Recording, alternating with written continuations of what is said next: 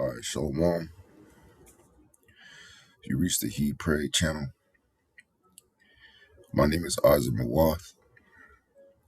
But first and foremost, I want to say call Halayim, Yahweh, Bahashem, Yahweh Shai, Bahashem, Harakhakwadash. Double honors to the apostles and elders, 7:13:19, who I learned this truth from, and who are worthy of double honors. Salutations to the Bakiyar, the elect, the 144,000. That's 12,000 men from each of the 12 tribes of Israel. 12 tribes of Israel consist of you so-called blacks, Latinos, and indigenous of America. 144,000 being the governing body within the one-third. The rest of the one-third comprises of elect men, women, and children. Shalom to those Israelites scattered due to the diaspora and also the triangular trade. So our people come looking like different ethnicities, having various complexions. So this is not a black thing. We're not the black Hebrew Israelites. We're just Hebrew Israelites. Shalom to those that died in this truth. It says the dead should be raised up first. Those that will be accompanying Yahweh Shah his return, including our King, King Mashah, who is King David. As always, it's honor and privilege, honor and blessing to continue to do this work. The water Yahweh Ba'ashim Yahweh Shah for answering my prayers and permitting me to do such. Baba Kashah Yahweh Ba'ashim Yahweh Shah allowed us to be an edifying lesson to at least one member of the elect.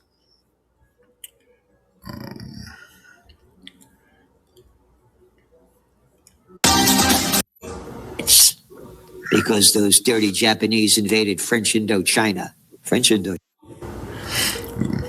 This is Gerald Salente. He's a economist. I'll read a little excerpt.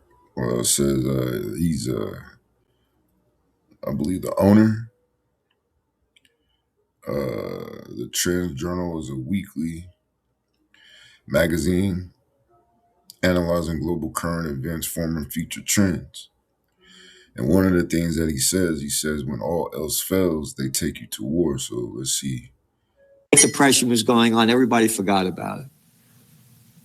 The dot-com bust, which we forecast in your Trends Journal back in the autumn of 1999, when it was a quarterly. Now it's a weekly for the grand total of $2.59 a week.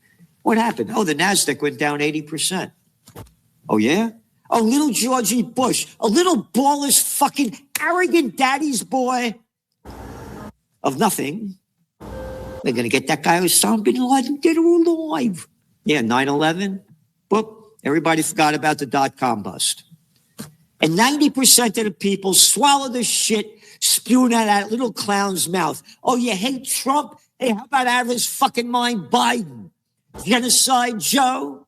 Hey, how about Obama? I like Obama. Yeah, the Nobel Peace of Crap Prize winner, quoting the book Double Down, I'm really good at killing people. Again, when all else fails, they take you to war.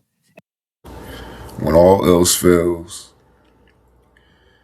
they take you to war, right?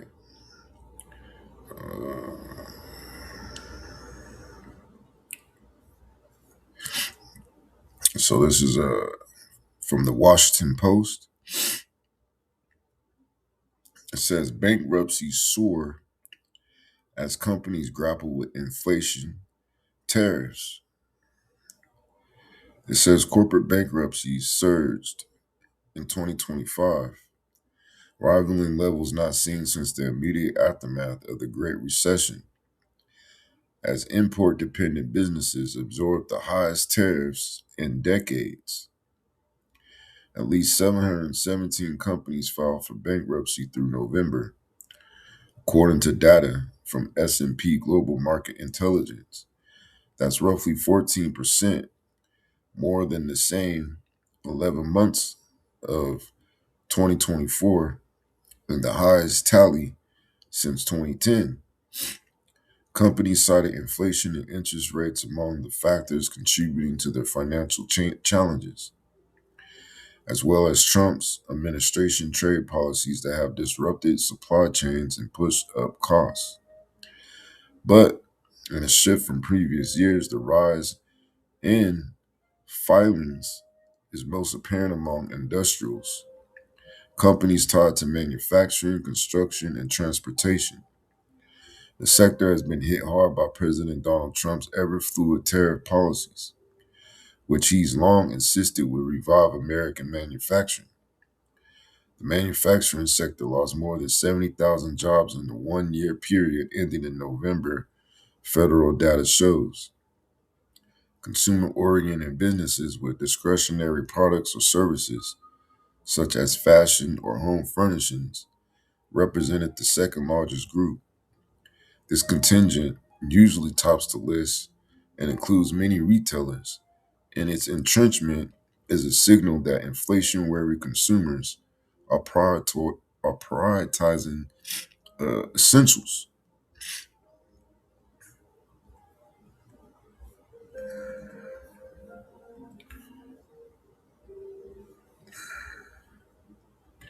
So like the screen froze. It says the S&P data reflects both Chapter 11 and Chapter 7 filings. And I'm a little bit familiar with Chapter 11.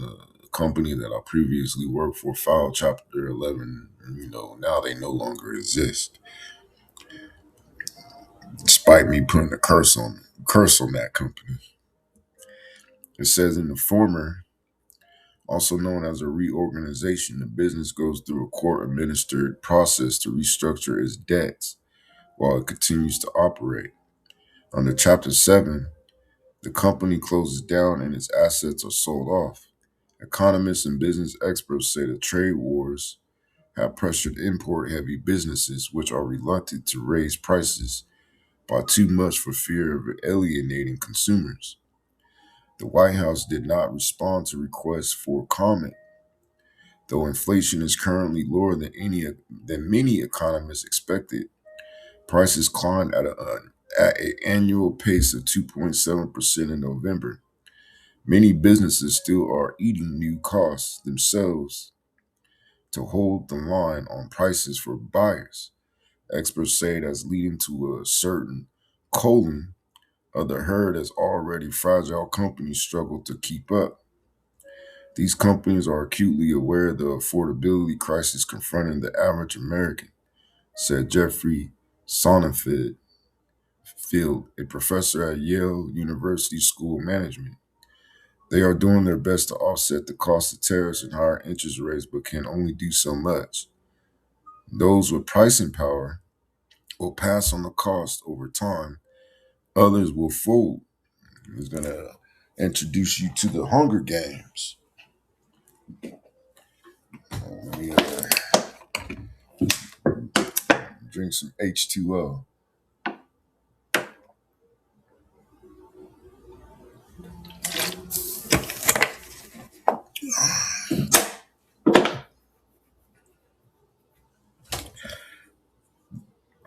It says,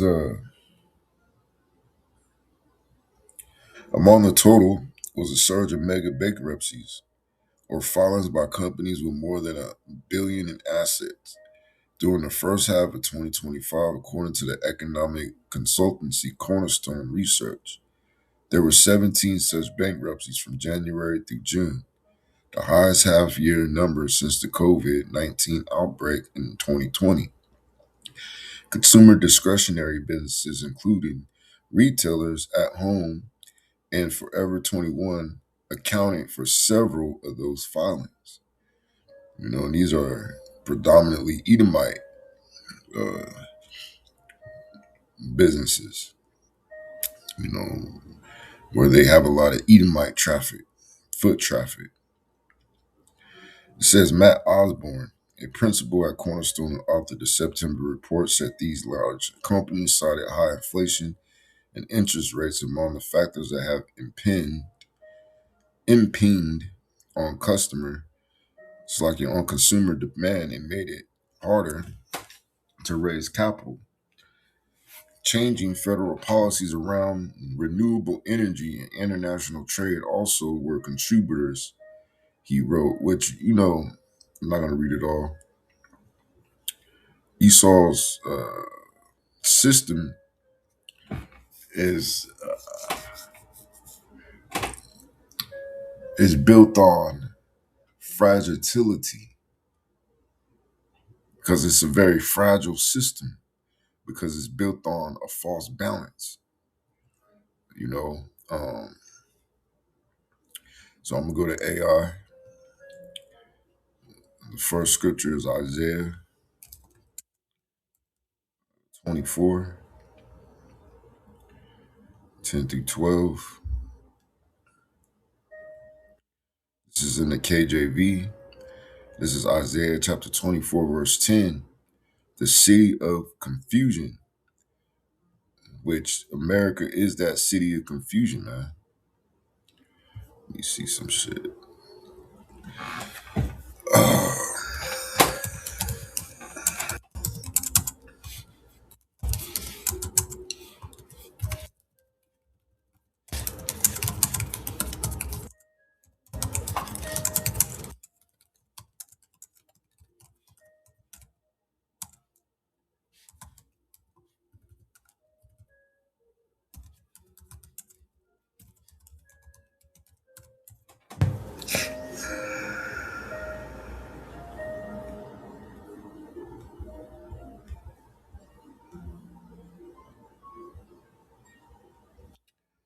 It says,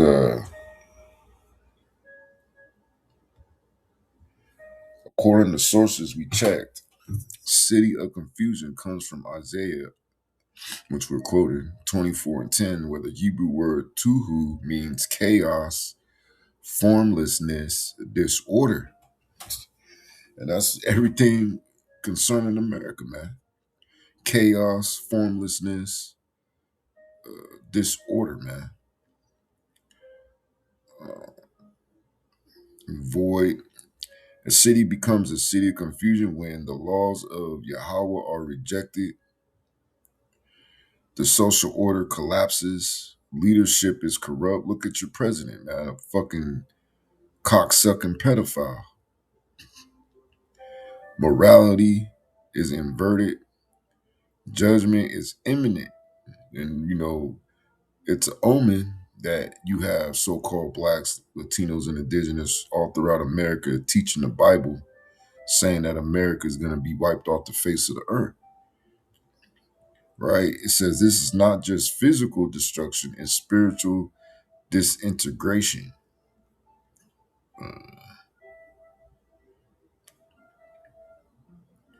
Which says confusion comes from mixing, blending, and rebellion. Leviticus 20 and 26, separation is commanded, but Esau, the so-called white man, he wants to bring all nations together. Right? Deuteronomy 32 and 8, nations were divided by the Most High. But it's so easy a caveman could do it. Esau wanted to bring all nations together. Psalms 82, corrupt rulers bring instability. And look what Trump is bringing. He's bringing instability with these taxes and the Gaza tariffs. Just in case you don't know what guys mean, it's like a disguise.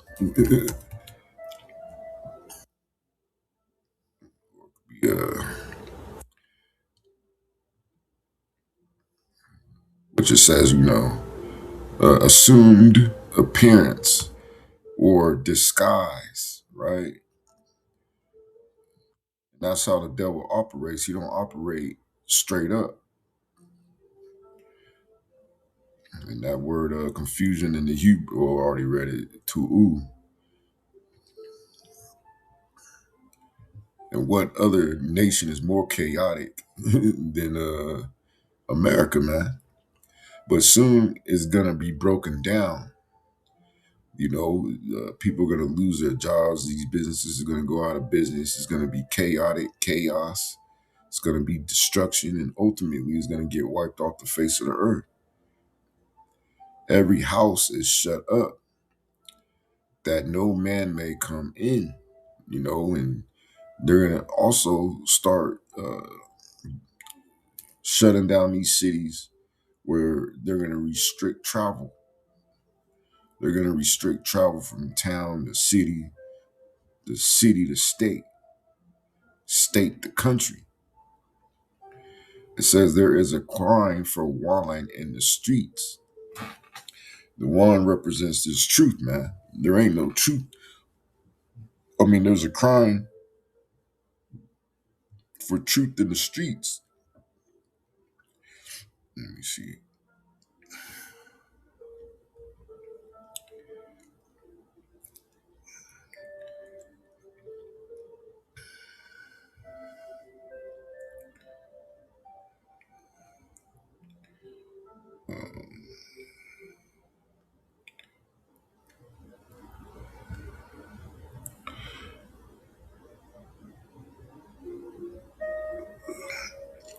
Okay, it's according to the commentary on the page, this is not simply about alcohol, which is the truth. It symbolizes the collapse of harvest, the absence of celebration, the loss of what once brought comfort and gladness.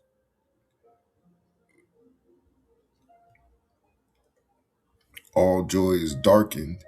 This is poetic way of saying joy has been eclipsed, happiness has been swallowed up, the emotional light of the people has gone dim. And then it says, the mirth of the land is gone. Mirth means celebration, festivity, and look at these past holidays, man.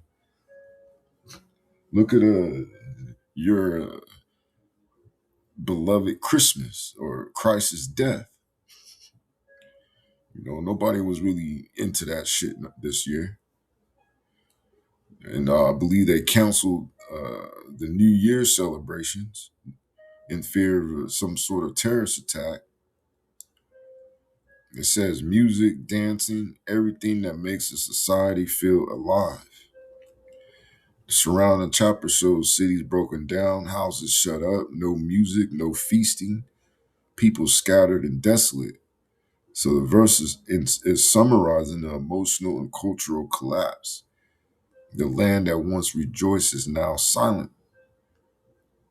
And that's what you got going on in America, man, right now. It said, because the Heavenly Father is about to destroy you wicked people and he's about to destroy this land.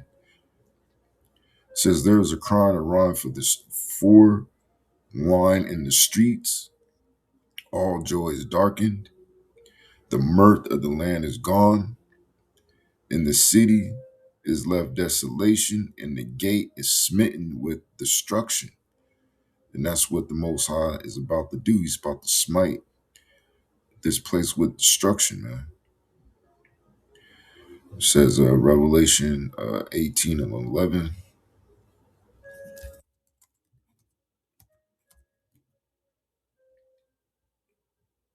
This is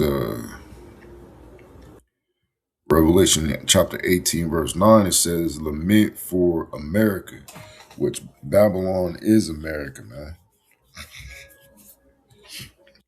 It wasn't just going to say it, you know, according to these times now, because one, they'll ban the Bible, which they're going to do anyway.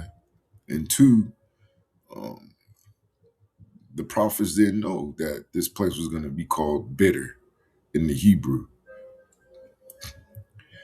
which America goes to or back to the Hebrew word Amara, which means bitter. This is a bitter place. This is Revelation chapter 18, verse 9. And the kings of the earth, which is these heathen nations, who have committed fornication, which is spiritual adultery, following after false deities, you know, especially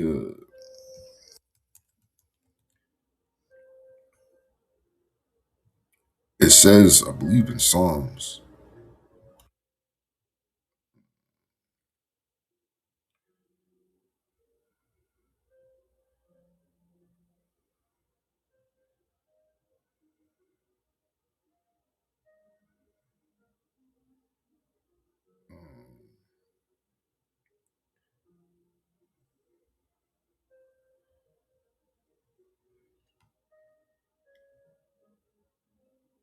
This is Jeremiah chapter 16, verse 20.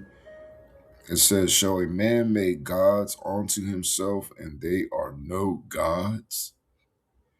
And that's basically what these people have done, man. Starting with these heathens. Jeremiah 2 and 11, have a nation change their gods, which are yet no gods? But my people have changed their glory for that which doth not profit.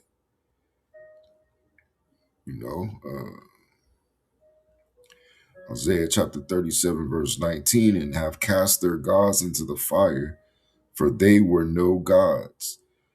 Right, because when Yahweh Ba'ashim Yahushua brings this destruction, all you heathens, all these religions that came out of the Vatican, the false prophet, it's all going to be done away with, man. But the work of men's hands, wood and stone, therefore they have destroyed them. So,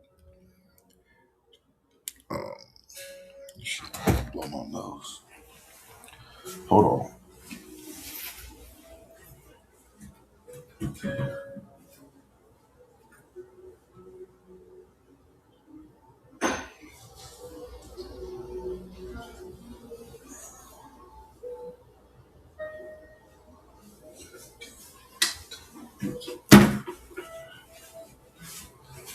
Slovakia.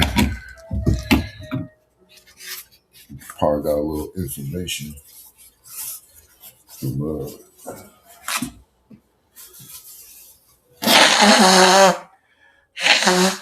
it might just be cold. I don't know.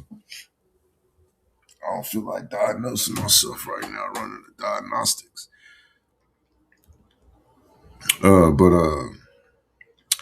going back to Revelation chapter 18, verse 9, it says, and live deliciously with her. Yeah, because they were a part of that monetary system, man, underneath the umbrella of the petrodollar. So they gain rich, from her consumption. Shall be well her. They're going to be well her. What does it mean to be well?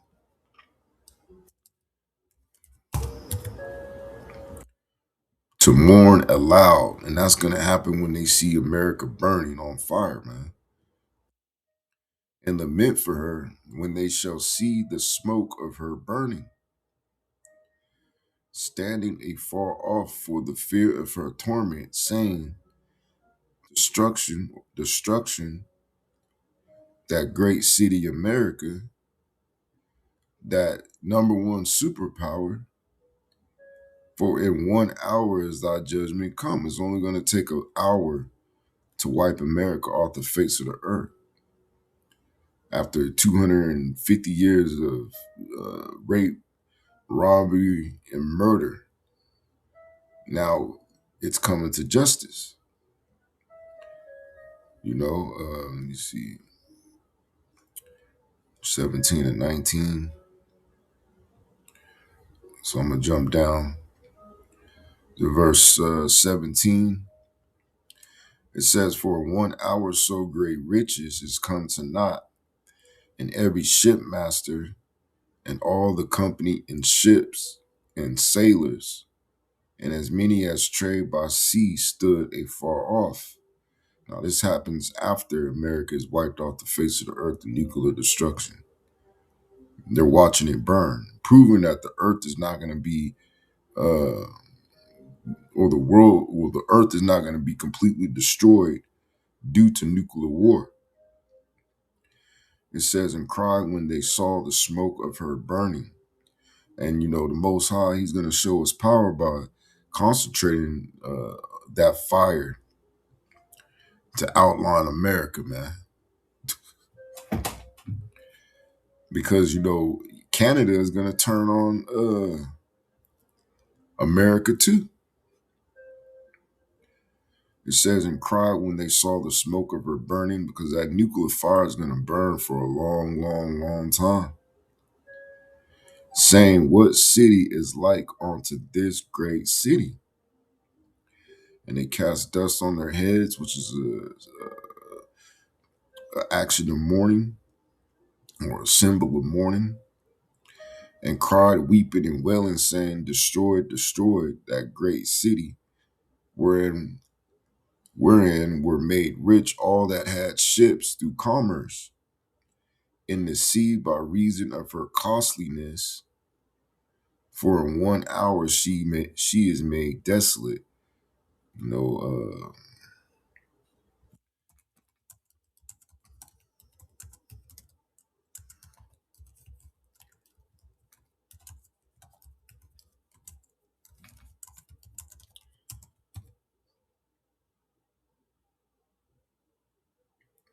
the number one nation that imports by way of ships. Based on global import rankings, the United States is the number one importer overall. And because the U.S. relies heavily on maritime freight for consumer goods, machinery, electronics, and oil, it is also the largest importer by sea. Further proof that the Bible is speaking against uh, America, man. So we're going to go to the Apocrypha, which was books that were taken out that, one of the truth that is within it is, who are these so-called Hispanics and Native Americans? And, they didn't come from the Bering Strait, as these damn devils want you to believe, man.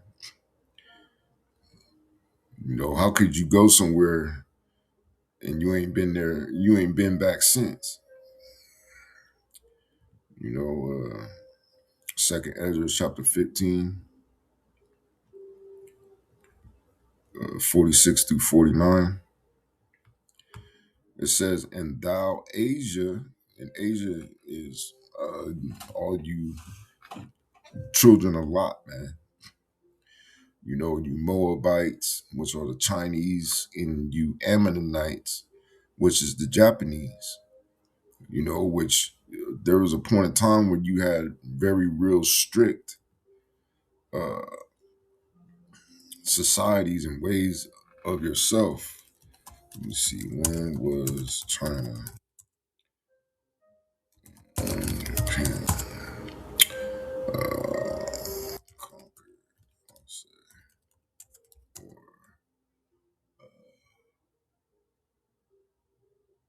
colonized? Nah, there's another word for it.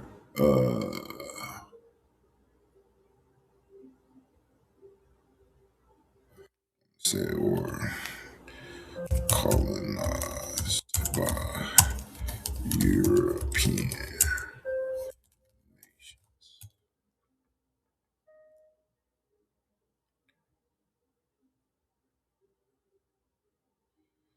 Um,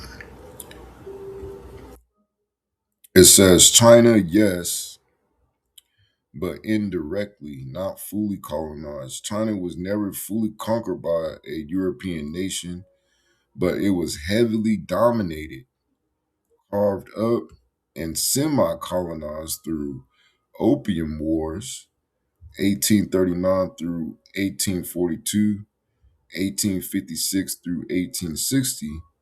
Britain forced China open through military defeat.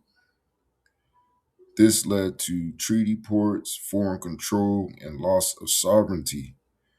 And then, through those things, um, these Chinese started to become more and more and more Americanized. Same with the Japanese. Century of humiliation, 1840s through 1940s. European powers, Britain, France, Germany, Russia, plus Japan and the U.S. gained control of ports, extraterritorial rights, trade dominance, missionary zones, spheres of influence.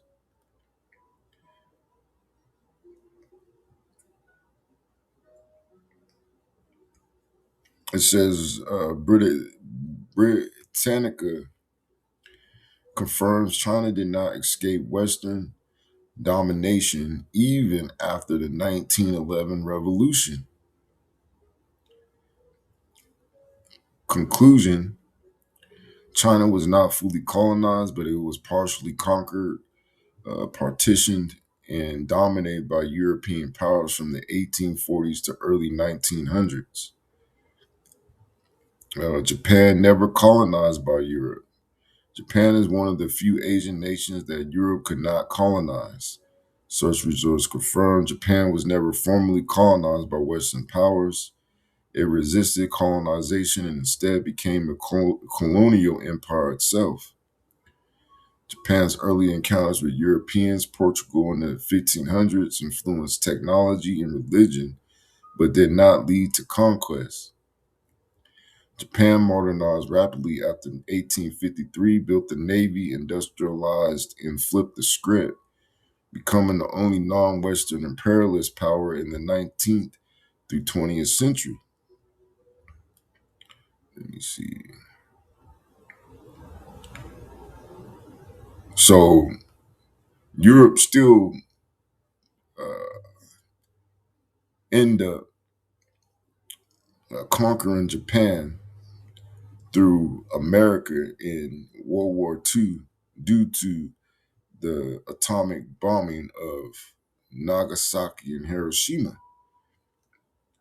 And, that drove influence to Ammon. And, that's why you have their people now Americanized. Just like you blacks, Latinos, and indigenous. You've been hit with the Agent Smith, uh, that shit that he hits niggas with and turns them into another Agent Smith. So it says, "Thou art partaker of the hope of Babylon." So uh, they're trying to prop up this society, man. They're trying to emulate America. It says, "In art, the glory of her person." Let's see. See what AI says.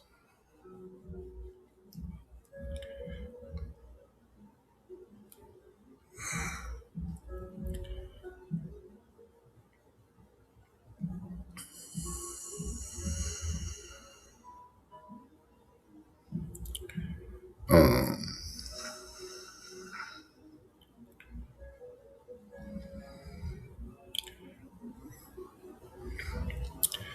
it says this is the direct address to Asia, meaning the regions that supported Babylon, America, benefited from her power, adopted her ways, shared her ambitions.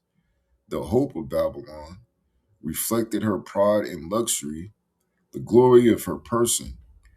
In the surrounding verses, Asia is described as imitating Babylon's behavior, sharing in her sins, participating in her oppression, aligning with her political and cultural influence. So the meaning is Asia is condemned because it joined itself to Babylon's system, shared her expectations, and glorified or slaki and gloried in her power. Right? Let me see something real quick.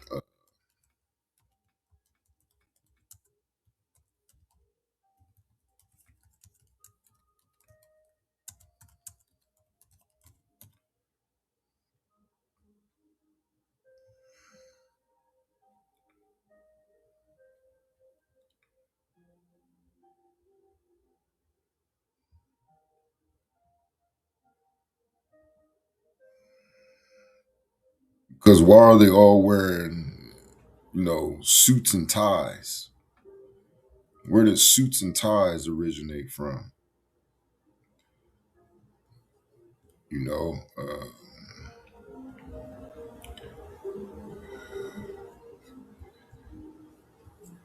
let me see.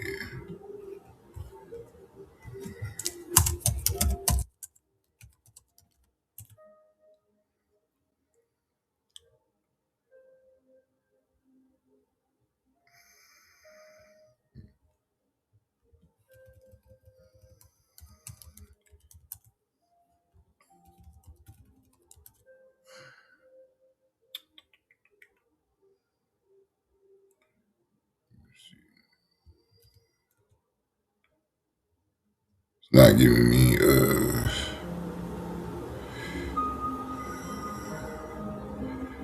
You got this guy. This what looks like to be a Moabite. He got some suit and tie. It's not traditional clothing of these people, man.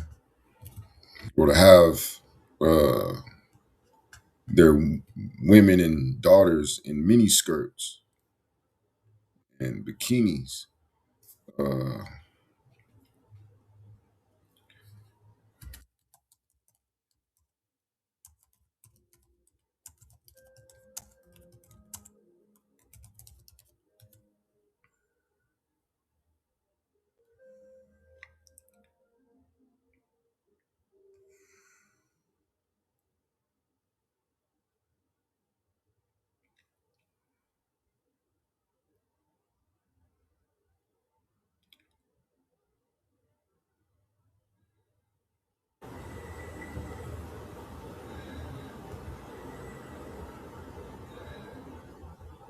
which this also goes back to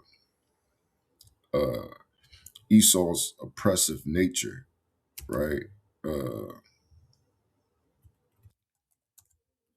this is Micah chapter 2, verse 2. It says, "And they covet fields." To covet something means to desire or to want, "and take them by violence, in houses, and take them away. So they oppress a man in his house, even a man in his heritage." So let's look up the word heritage. Heritage, 12th century, that which may be inherited. And that includes who you are, your cultivation, how you was brought up. They want to change everyone into a Dalabalican just as them.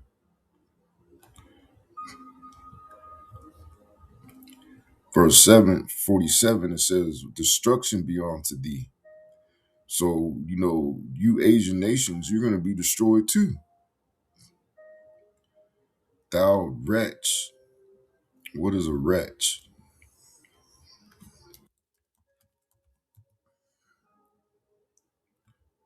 Uh, Middle English wretch, one subject to hardship or misfortune, a poor creature, pursuer, one pursued, to drive out, punish,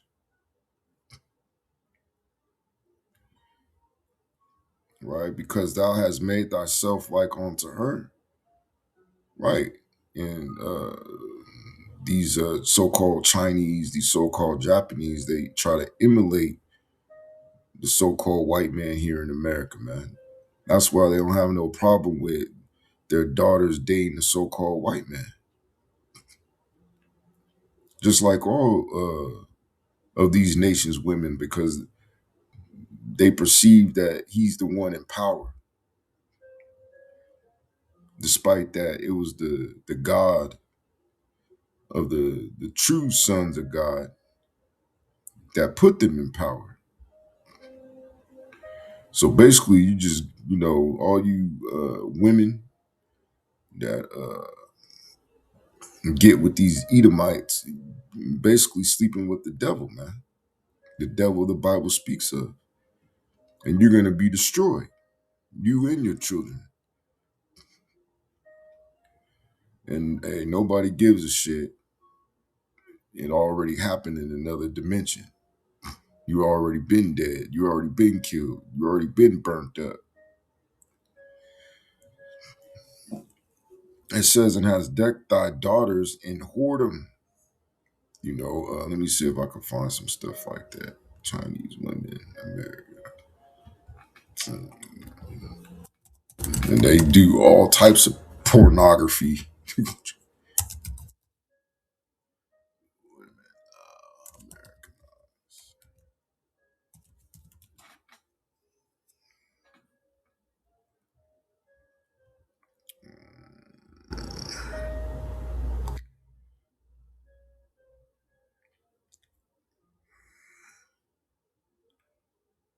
They'll be getting surgeries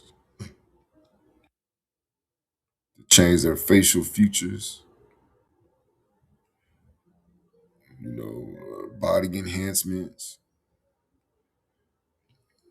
which I'm gonna probably have to, you know, do a video in which I search for, these certain pictures. But this is all through the spirit, man. I had this queued from earlier today. You know, so I just woke up to get the show on the road, and I decided to get this video done right now. So I didn't have anything queued up, but you can look at things yourself, man. It says that they might please and glory in thy lovers, which have always desired to commit whoredom with thee. See what it says here. It says, "This is a woe be unto thee, thou wretch. This is a declaration of judgment." Wretch here means someone morally ruined, someone who has embraced wickedness, because thou hast made thyself like unto her. Her refers to America, or, of course, Babylon. You're reading it verbatim. Described earlier in the chapter as proud, oppressive, violent, idolatrous, steeped in wickedness. Asia is condemned because she imitated Babylon's behavior, adopting her culture, sins, and ambitions, and has decked our daughters in whoredom. This is symbolic language consistent with the prophetic style of the chapter. In the surrounding verses, whoredom represents spiritual unfaithfulness, idolatry, political alliance built on corruption, adopting immoral customs. Daughters refers to the cities, peoples, or regions under Asia's influence. To deck them in whoredom means Asia encouraged them to adopt Babylon's corrupt policies, that they might please and glory in thy lovers. Lovers is prophetic language. In prophetic language refers to foreign powers, political allies, nations with whom Asia sought favor. Asia dressed her daughters, her peoples, and cities in the same corrupt ways as America to win approval from these nations. And that's what uh, America goes and does. They want you to be a democracy. They want you to accept homosexuality. They want you to give women rights and have women rule over men, which is all wickedness.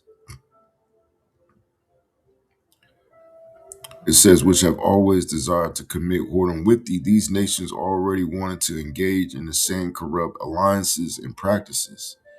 So the meaning is Asia willingly joined Babylon's system of corruption and encouraged her own people to do the same in order to gain favor for the nation. In order to gain favor with the nations who desired that same corruption.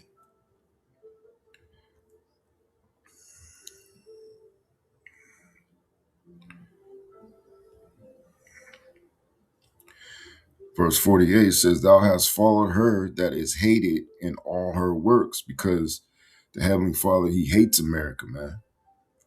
He only set up America to punish you so-called blacks, Latinos, and indigenous for disobeying his word, disobeying his laws, statutes, and commandments. That's the only reason why you here is to suffer punishment. Hey, he makes good on his word. And inventions, therefore said the Most High, I will send plagues upon thee. So he's going to be sending plagues upon you Asian nations as well. It says widowhood, poverty, famine, sword, and pestilence to waste thy houses with destruction and death. That's what the Most High is bringing to you Asian nations, man. Just for being in cahoots with America, man.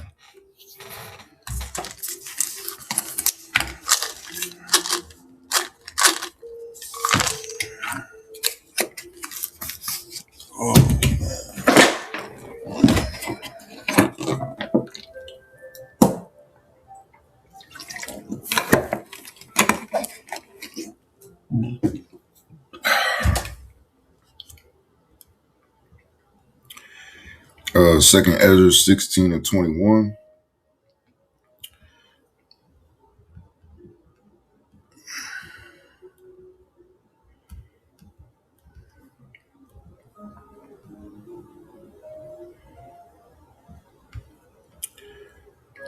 It says, let me,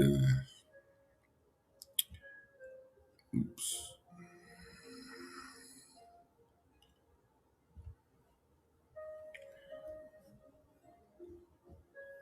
Damn, I can't get it.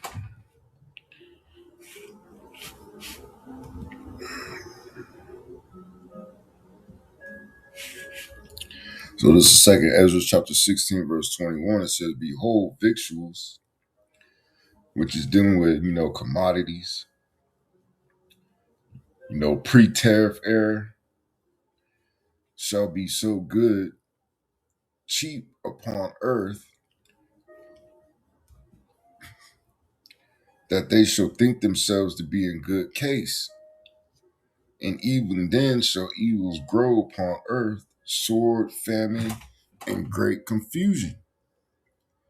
Right?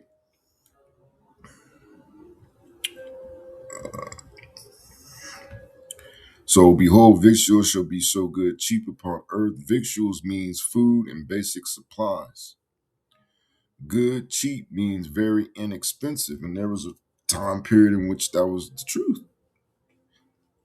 The surrounding verses describe a period where markets seem stable, food is affordable, people feel secure, daily life appears normal.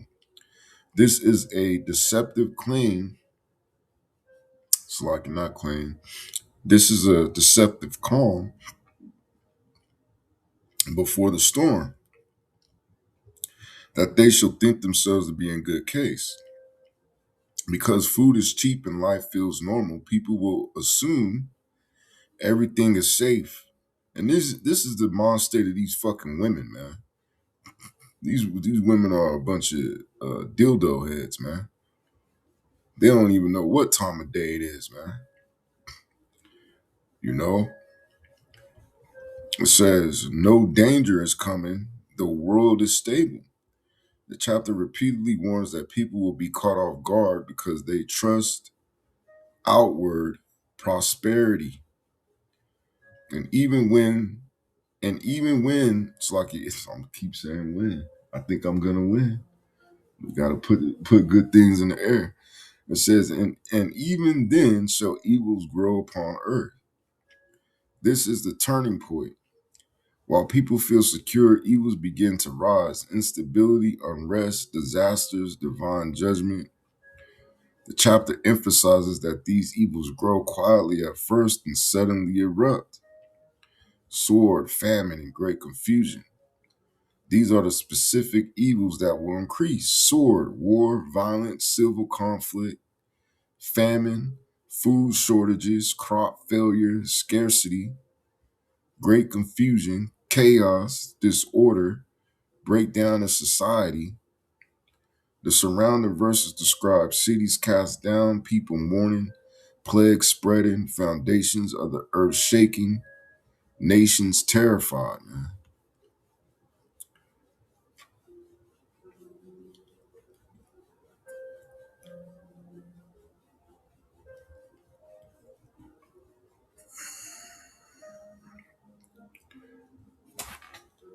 So,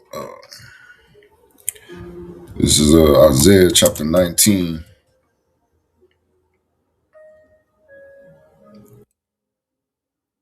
verse 15. I'll start at verse 14. It says, Yahweh hath mingled a perverse or wicked spirit in the midst thereof. And they have caused America, because uh, America is modern day, or America is now the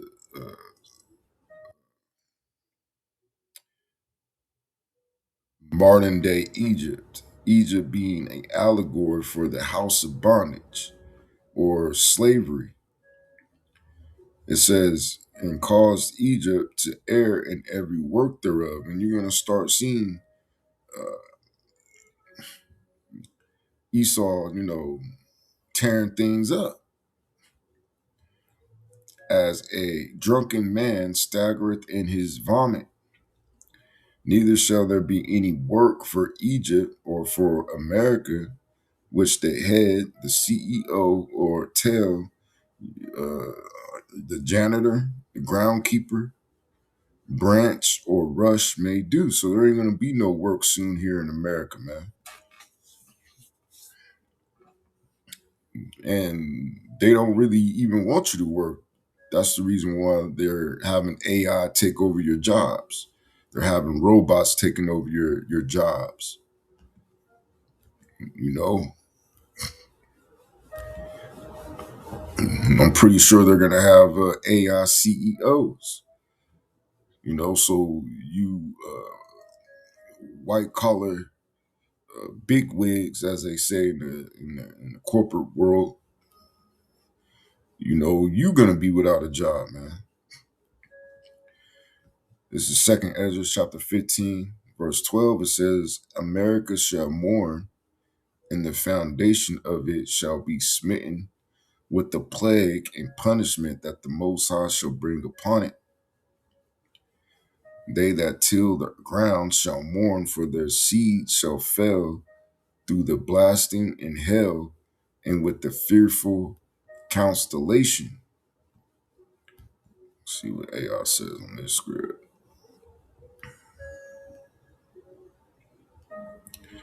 It says, they that till the ground shall mourn. Tilling the ground refers to farmers, those who depend on the land for food and livelihood. The surrounding verses describe a world where the earth is polluted with wickedness. Plagues are unleashed, normal life collapses. So the farmers mourn because their work no longer produces food. For their seed shall fail. This means crops will not grow. The chapter repeatedly emphasizes famine as one of the major judgments. Failed seeds mean no harvest, no food supply, economic collapse, hunger spreading across the land. Through the blasting in hell. Blasting refers to scorching winds or blight, something that burns, withers, or destroys crops. Hail is another destructive force that can crush young plants, destroy fields, ruin harvest overnight. And they're going to ramp these up, these weather wars, climate wars. It says, together these represents natural disasters sent as judgment. And with the fearful constellation, in the context of the chapter, this refers to terrifying signs in the heavens, astrological or cosmic disturbances that affect the earth. The surrounding verses describe plagues, storms, strange signs, upheavals in nature. So fearful constellation means heavenly phenomena, which right now you got everyone glued to the whole 3-eye atlas, man, that bring fear and destruction, possibly influencing weather patterns or symbolizing divine judgment.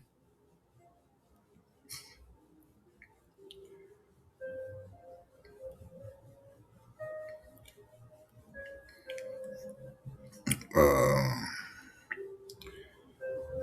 which I already read, Revelation 18.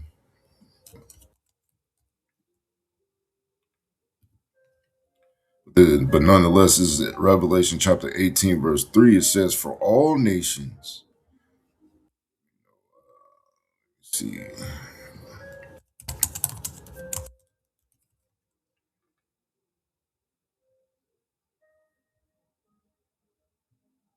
How many nations do business? America.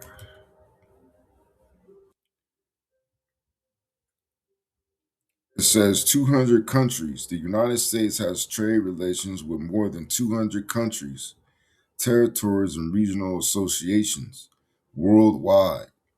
The top five trading partners of the U.S.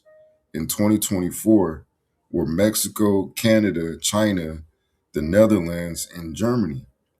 In total, the top 15 nations account for nearly 75% of the U.S. total trade.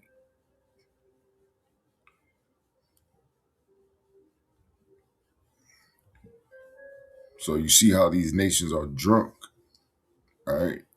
Which that Juan means his ideologies, his philosophies, his policies, the same thing that we read about Asia.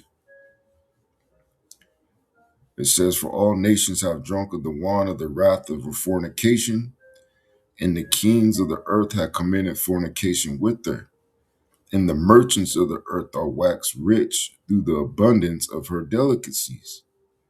Jumping down to verse 11, it says, "And the merchants of the earth shall weep and mourn over her, for no man buyeth their merchandise anymore." And that's after America has been judged.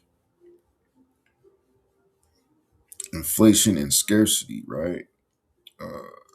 Revelation 6, which, Yahweh Shem Yahshua is going to send that horse, man, that power. Says the third seal, famine. Revelation chapter 6, verse 5, it says, "And when he had opened the third seal,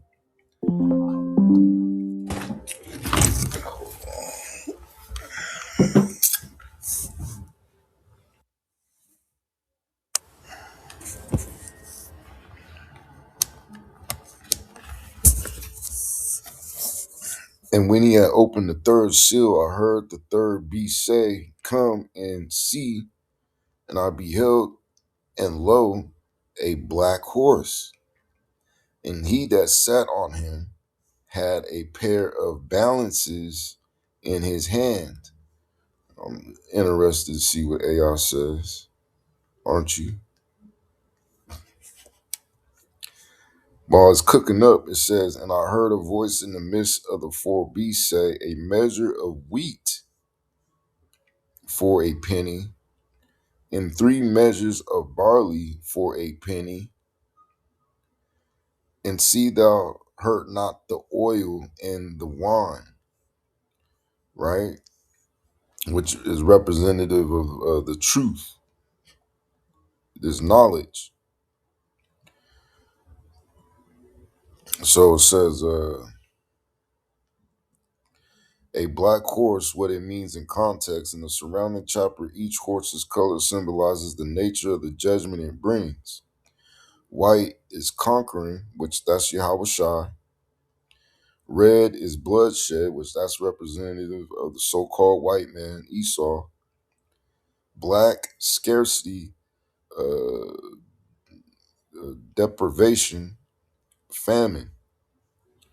Black is associated with mourning, suffering, and the absence of abundance. So the black horse represents economic collapse and food shortage. He that sat on him and a pair of balances in his hand. The balances, scales, are the key symbol. In the very next verse on the page, Revelation 6 and 6, a voice declares, "A measure of wheat for a penny, and 3 measures of barley for a penny." This is inflation, a day's wages for barely enough food to survive. And that's what's going to face all you wicked ass people, man. So the balances represents rationing, weighing out food carefully, scarcity so severe that food must be measured, economic pressure, and famine conditions. In the ancient world, scales were used in markets to measure grain. Here they symbolize a world where food is no longer plentiful Every grain must be counted.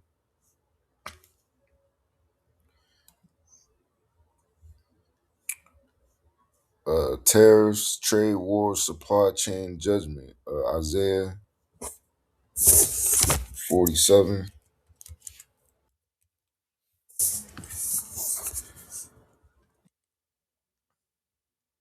verse 11. It says, "Therefore shall evil come upon thee. Thou shalt not know from whence it riseth. And mischief shall fall upon thee. Thou shalt not be able to put it off.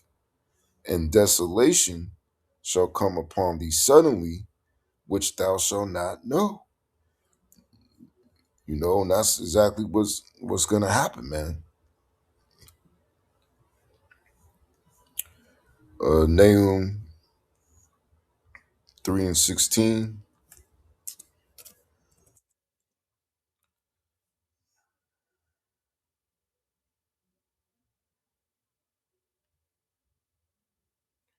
Nahum chapter 3, verse 16, it says, "Thou hast multiplied thy merchants above the stars of heaven."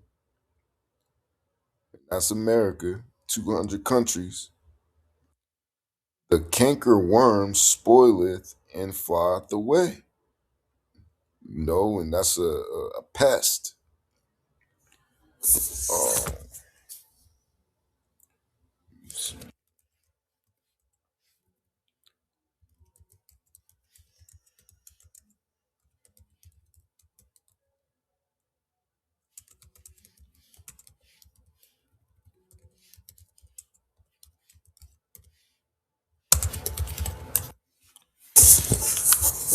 so let's look and see. Here's a clean, powerful breakdown of the cankerworm, what it is, how it behaves, and why ancient texts, including the prophets, use it as a symbol of devastating judgment. Keep this grounded in real agricultural behavior, which is exactly what the surrounding biblical pages are drawing from.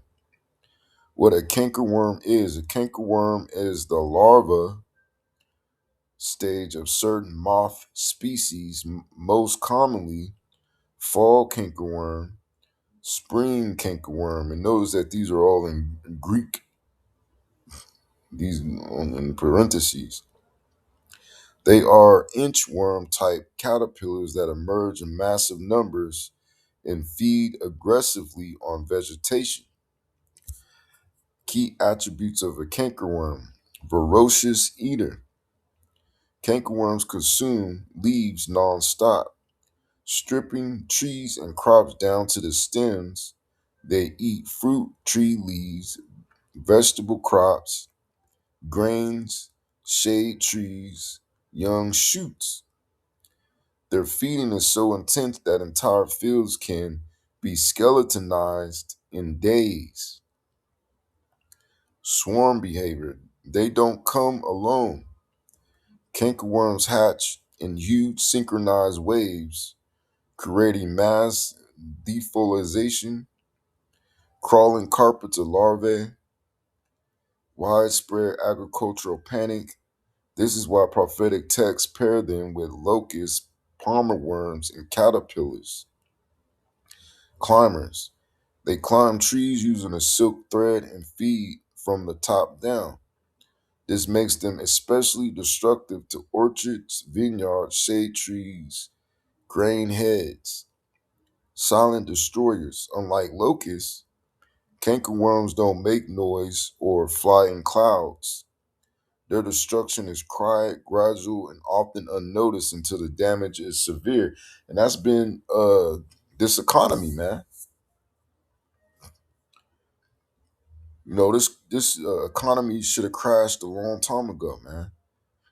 But just as the destruction of a cankerworm, it has been quiet, gradual, and often unnoticed.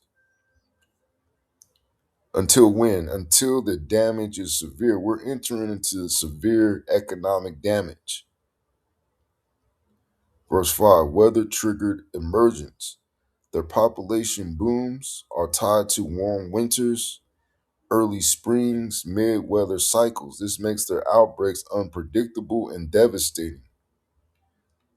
Their nature against crops, defoliation, crop failure by stripping leaves, cankerworms stop plants from photosynthesizing, producing fruit, maturing properly. This leads to stunted growth, reduced yields, total crop loss, and severe outbreaks, weakening the plant for other plagues. After cankerworms feed, plants become vulnerable to drought, disease, fungus, secondary pests. This is why ancient texts often list them as part of a sequence of plagues. You know, hold on. What scripture uses cankerworm symbolically because the cankerworm destroys quietly, strips life from the land, comes in waves, leaves nothing behind, weakens the land for further plagues. It becomes a perfect metaphor for judgment, economic collapse, moral decay, invading armies, famine. You know, so it says Nahum chapter 3, verse 15, there shall the fire devour thee, the sword shall cut thee off. And this is dealing with America. The fire is the nuclear destruction. It shall eat thee up like the cankerworm. Make thyself many as the cankerworm. Make thyself many as the locust. Thou hast multiplied thy merchants above the stars of heaven. The cankerworm spoileth and taketh away. You know? And we just saw, the metaphoric, meaning behind what the cankerworm represents. And it goes into corporate collapse and bankruptcy. Um, this is Howard Shaw's brother,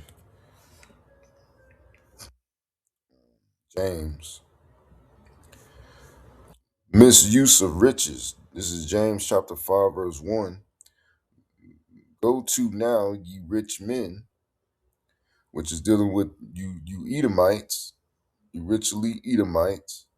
Weep and howl for your miseries that shall come upon you. Your riches are corrupted. It's done upon a false balance, and your garments are moth eaten. Let me see.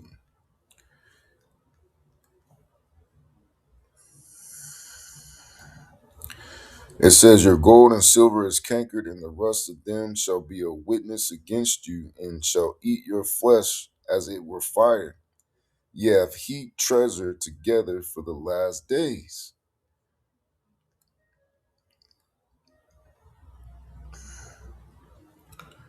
So it says, your riches are corrupted. In the surrounding passage, riches refers to stored grain, hoarded goods, accumulated wealth. Corrupted means rotted, spoiled, decayed. This is symbolic and literal. Literal, stored goods rot when hoarded instead of used. Symbolic, their wealth is morally rotten because it was gained unjustly. It shows that what they trusted in is already decaying. And your garments are moth-eaten. In the ancient world, fine garments were a form of wealth. But here, the cloths are eaten by moths. The wealth is wasting away. The luxury they prized is falling apart. This matches the theme of the chapter. Hoarded wealth becomes worthless. Your gold and silver is cankered. Gold and silver don't literally rust, but James uses the image to show even the most durable wealth is corroding. Their riches are spiritually decayed. Their trust in money is misplaced. The cankerine symbolizes moral corrosion and divine judgment. And the rust of them shall be a witness against you. The decay of their wealth becomes evidence of their guilt. And the because they got their riches by deceit, right? It says in the surrounding context, the rich defraud laborers, lived in selfish luxury, ignored the suffering of others. The rust is like a courtroom testimony. Their own wealth testifies that they misused it. It says, and shall eat your flesh as it were fire. This is judgment language. It means the consequences of their greed will consume them.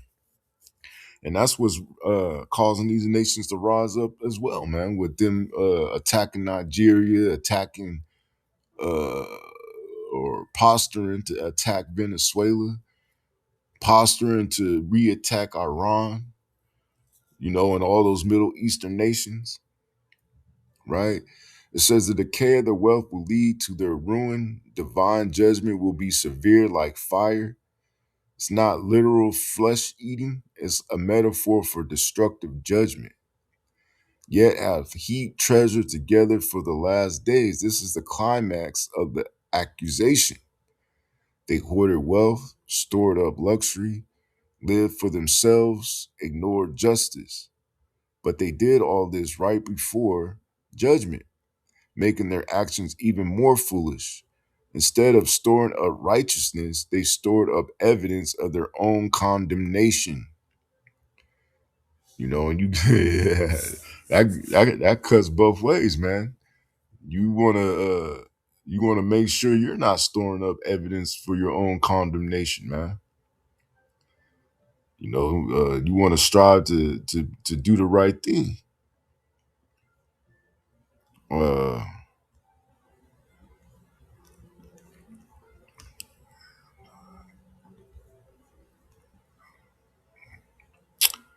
it's the book of Sirach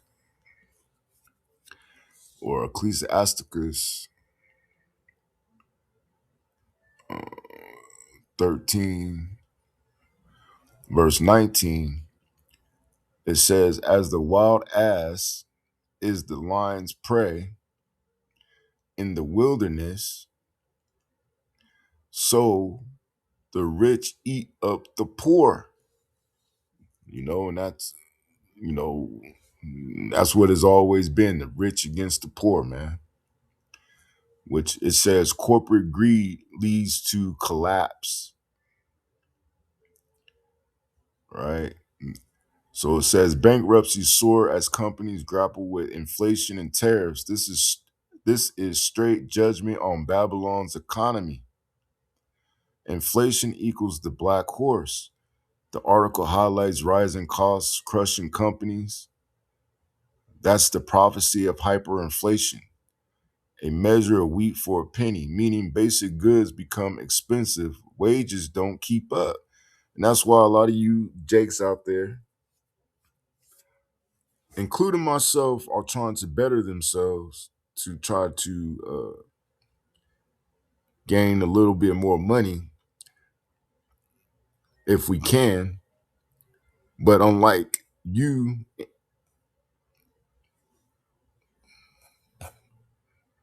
or unlike me personally, I'm not compromising Yahweh Shem Shah for nothing, man. No job, no nigga, no camp, no nobody. I'm not compromising for nobody, man. Not even death, you know. But you will put Yahweh Shem Shah on the back burner. And my actions prove my words, man. I ain't gotta prove nothing to nobody but Yahweh Shem Shah. I always been sincere and founded on a strong foundation, and I do expect mercy, you know, right? And that's the mind state that you have to be in if you have that relationship with Yahweh Shem Shah. And even if I do get put to death, even if I am a 2/3 I'm still gonna praise Yahweh Ba'Shem Yahweh, man. And I don't even care about uh, what happened in the past, man. I'm looking forward to what's gonna happen in the future. The past is what got me here today, right? It says tariffs equals internal division and economic warfare. You know, in Salakia, I meant to not, try to mention anything like that, but that's just the spirit, man. And I can't control what I can't control, right? It says tariffs are modern plagues on trade. Evil shall come upon thee, thou shalt not know from whence it riseth, right? It says America is being hit from outside, trade wars, and inside inflation. That what they call a double whammy. Corporate collapse equals merchants weeping. Revelation 18 is literally unfolding. The merchants of the earth shall weep, for no man buyeth their merchandise. Companies going bankrupt equals the fall of Babylon's merchant class. Supply chains breaking equals foundations smitten. 2 Ezra 15 and 7, the foundation of it shall be smitten. Foundation of modern Babylon or America is commerce. When companies collapse, the whole system shakes. False prosperity exposed.